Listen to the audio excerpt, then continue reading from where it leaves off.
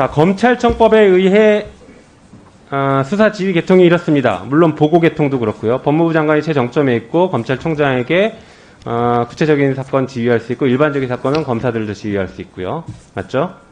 네. 예.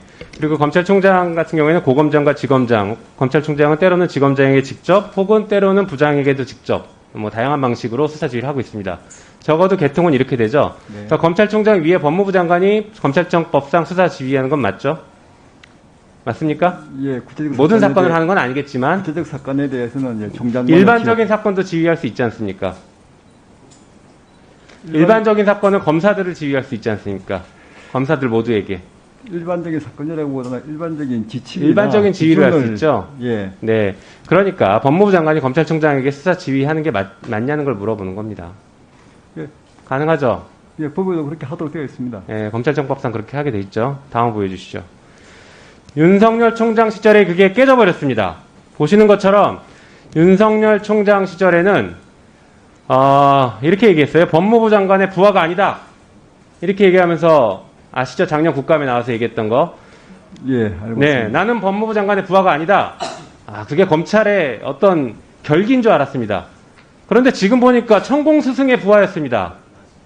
예? 이 기사 보셨죠?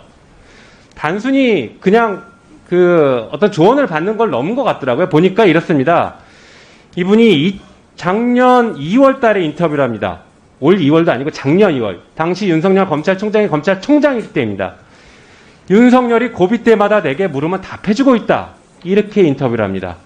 그리고 뭐를 그러면 물어봤냐라고 했더니 박근혜 특검에서 박근혜에 대한 수사를 할지 말지 밀어붙일지 말지를 자신의 조언을 듣고 결정했다. 자신의 방송을 보고 결정했다. 조언을 듣고 결정했다. 이런 식으로 얘기합니다. 그리고 또 뭘 조언했냐. 조국 수사나 추미애 장관과의 갈등 때 자기가 대처법을 가르쳐줬다. 이렇게 얘기하고 있습니다. 이게 얼마나 황당합니까? 비단 이것뿐이겠습니까? 다른 중요 사건마다 이 천공 스승이 윤석열을 지휘했나 봅니다. 보시죠. 윤석열 검찰총장은 그 뒤에 고검장이나 지검장들을 또 수사 지휘했겠죠. 대표적인 게 조국 장관 수사였을 겁니다. 엄청난 수사였고 다들 저 정도까지 해야 되나 싶었는데 밀어붙였지 않습니까?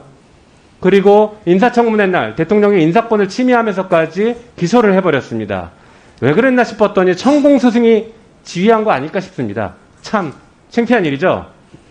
어떻습니까? 이게 사실이면 정말 창피한 일 아닙니까? 뭐 그 부분은 제가 답변하기에는 좀 부적절한 것 같습니다. 네, 자랑스럽진 않죠. 자랑스럽진 않죠. 이 상황이 어떻습니까? 그거는 이 내용 자체가 제가 자세히 알지 못하는 내용이기 때문에 사실이라면 그 자랑스럽진 않을 겁니다. 네, 다음 보여주시죠. 거기서 끝난 게 또 아닙니다. 이분이 대선 출마 가르침도 줍니다. 어떻게 가르침을 주냐 이렇게 얘기합니다. 이게 분명 2020년 2월달 인터뷰라고 했습니다. 대전고검장님 지금 보고 계십니까? 대전고검장님 보고 계십니까? 보고 있습니다. 네. 자, 2020년 2월달에 이렇게 인터뷰합니다.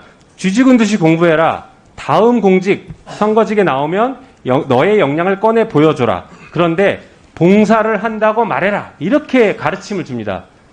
실제로 윤석열 전 총장은 작년 법사위 2020년 10월 22일 날 법사위 나와서 이렇게 얘기합니다. 어떻게 봉사할지, 우리 사회와 국민들을 위해서 어떻게 봉사할지, 봉사라는 말을 그대로 합니다. 그래서 다른 의원이 이렇게 물어봅니다. 그 봉사의 방법에 정치도 들어있습니까? 라고 하니까 글쎄 그것은 제가 지금 말씀드리기 어렵습니다. 참, 그 가르침을 정확하게 이행하고 있는 것 같습니다. 자, 다음 보여주시죠. 그리고 나서 보니까 윤 총장과 직접 만나냐라는 질문에 대해서는 전화를 하고 열흘에 한 번쯤 만난다. 정리를 잘하고 있고 내가 다듬어주고 있다. 이렇게 얘기하고 있습니다. 그리고 윤석열 총장이 대선에 나오나 물어봤더니 나온다. 이때가 윤석열 총장이 그러니까 사퇴하기도 전이었고 대선 출마를 공식적으로 얘기하기도 전이었습니다. 그런데 실제로 3월 달에 사퇴를 합니다. 한 달 뒤에 사퇴하죠. 그리고 어제 보도에 의하면 사퇴할지 말지에 대해서도 천공 스승의 가르침에 따랐다라는 그런 보도가 나오고 있습니다. 거기에 대해서 윤석열 후보 측은 그게 사실이 아니다라고 반론조차 제기하지 않고 있습니다. 예, 보시는 것처럼 그래서 3월 4일날 사퇴하고 올 6월 29일날 실제 대선 출마를 선언합니다. 보시는 것처럼 검찰에 국민의 신뢰가 높지 않다, 땅에 떨어져 있다라고 하는 것들이 권력 비리에 대한 수사를 못해서가 아니라 이런 일을 하고 있기 때문입니다. 정치적 중립성을 전임 총장이 완전히 깡그리 날려버렸지 않습니까? 이 보시는 것처럼 이미 작년 10월 달에 봉사라는 말을 가르친 대로 그대로 쓰고 있었다면 그 이전부터 대선을 꿈꾸고 있었다는 얘기고 그 전부터 혹은 그때부터는 정치적 중립을 이미 날아간 채로 검찰을 이끌었다는 겁니다. 혹시 예, 1분 더. 혹시 지휘를 받으시면서 그런 낌새 같은 거 차리셨습니까? 아, 이분이 지금 정치적 중립을 잃고 본인의 어떤 정치적 야욕이 있다 이런 거로 느낀 적이 있으세요?